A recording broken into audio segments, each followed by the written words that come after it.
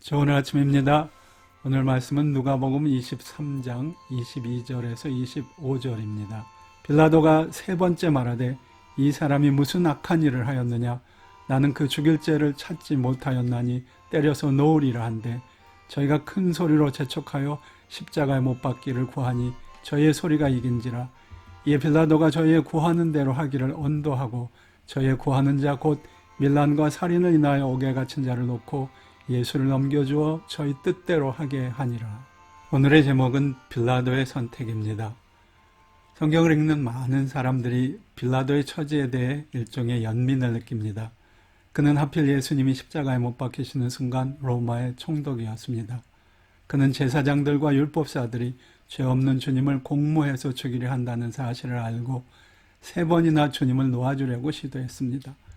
그렇지만 그는 마침내 저를 못 박으라는 군중들의 외침에 굴복하고 맙니다.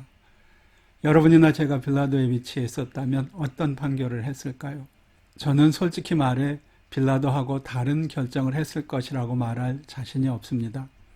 그래서 저는 가끔 그런데 왜 우리는 신앙 고백을 할 때마다 예수님께서 본디오 빌라도에게 고난을 받으셨다고 고백을 하는가 하는 의문을 갖곤 합니다. 그는 다만 예수님을 못 박으라는 유대 군중들의 요구에 못 이긴 것뿐인데 말입니다.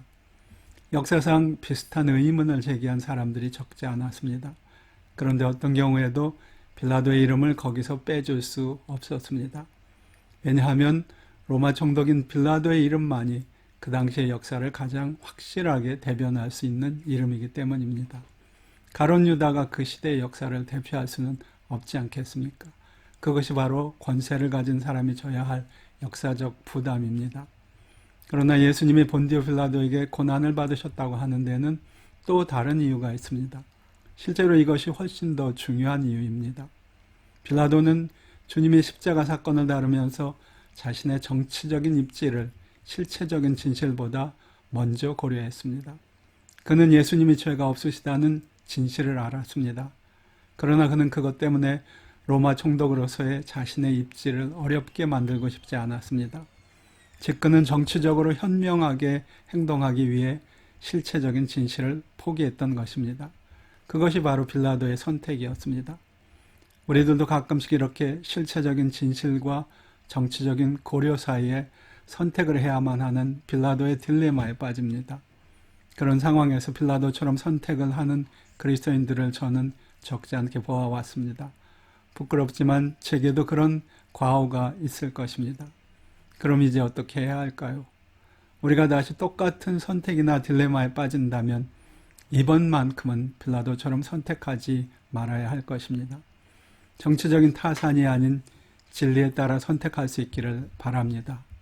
그러기 위해 우리는 주님의 십자가를 날마다 똑바로 바라보며 살아야 할 것입니다. 한순간의 편리를 위해 영원히 함께할 주님 앞에 부끄러운 선택을 하지 않기 위해서입니다.